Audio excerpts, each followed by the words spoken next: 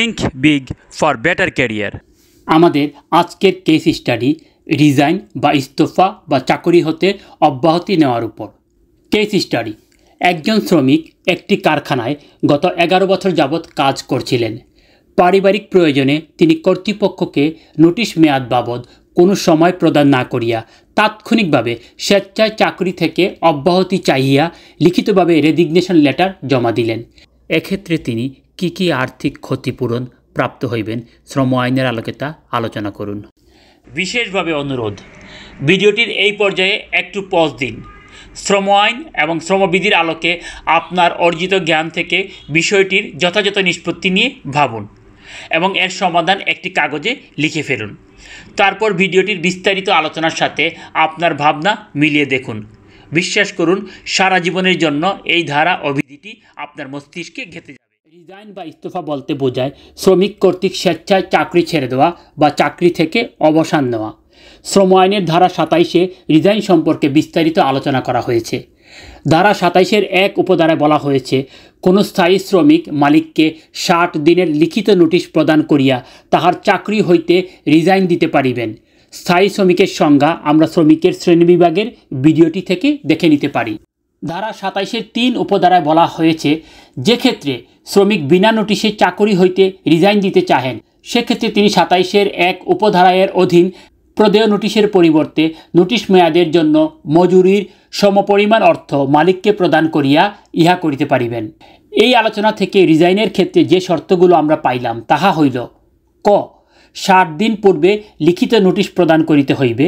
খ, বিনা নোটিশে রিজাইনের ক্ষেত্রে মজুরির সমপরিমাণ অর্থ মালিককে প্রদান করিতে হইবে। আইনের এই আলোচনা থেকে এই বিষয়টি পরিষ্কার যে 60 দিনের লিখিত নোটিশ না দিয়া, অর্থাৎ বিনা নোটিশে কোনো শ্রমিক যদি চাকরি থেকে রিজাইন বা ইস্তফা দিতে চাহেন, তবে তাকে 2 মাসের মজুরি সমপরিমাণ অর্থ মালিককে পরিশোধ করিতে হইবে।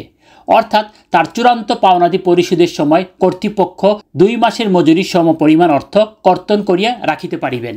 এখন আমরা আলোচনা করব একজন সঠিক নিয়মে রিজাইন বা ইস্তফা দেওয়া এবং আলোচ্য আলোচনার রিজাইন বা ইস্তফা দেওয়া শ্রমিকের প্রাপ্য পাওনাদি কিভাবে পরিশোধ করতে হবে বা তার জব সেপারেশন পদ্ধতি কিভাবে করতে হবে। আপনাদের সবার প্রতি আমার একটি বিশেষ অনুরোধ, আপনারা যারা আমার চ্যানেলের ভিডিওগুলো দেখে প্রতিনিয়ত আমাকে উৎসাহ জুগিয়ে যাচ্ছেন, তাদের মধ্যে এখনো প্রায় 87% শ্রোতার মাধ্যমে চ্যানেলটি সাবস্ক্রাইব করা হয়নি। আপনাদের একটি সাবস্ক্রাইব আমাকে ভীষণভাবে অনুপ্রাণিত করবে। এছাড়াও চ্যানেলটি সাবস্ক্রাইব করার মাধ্যমে আমার চ্যানেলের নতুন ভিডিও আপলোড হওয়ার সাথে সাথে তা আপনি অবগত হতে পারবেন। সাবস্ক্রাইব করুন, সাথে থাকুন। ধন্যবাদ সবাইকে।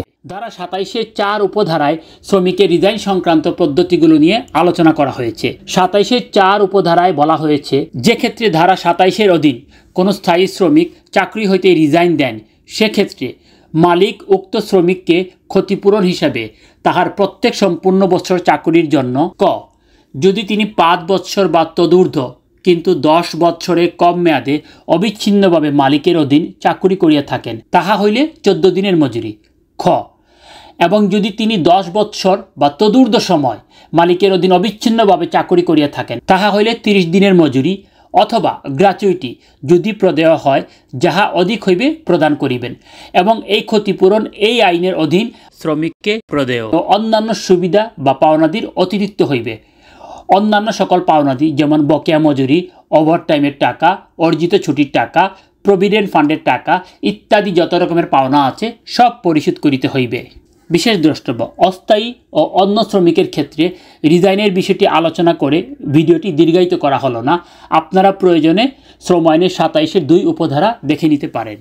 পরিশেষে বলবো, জীবনকে সফল ও সার্থক করার জন্য সবসময় লার্নিং মোডে থাকুন এবং যা শিখলেন তা বাস্তবে প্রয়োগ করার চেষ্টা করুন। ভিডিওটি থেকে যদি আপনি কোনোভাবে উপকৃত হয়ে থাকেন তাহলে লাইক করুন এবং কমেন্ট বক্সে আপনার মূল্যবান পরামর্শ দিন। এরকম লাইফ চেঞ্জিং ভিডিও সবসময় পাওয়ার জন্য সাবস্ক্রাইব করে বেল আইকনটি প্রেস করে রাখুন, যাতে করে এই চ্যানেলের সব ভিডিও সহজে আপনার নিকট পৌঁছে যায়। এতক্ষণ ধৈর্য ধরে ভিডিওটি শোনার জন্য আপনাকে অনেক ধন্যবাদ। Think big for better life.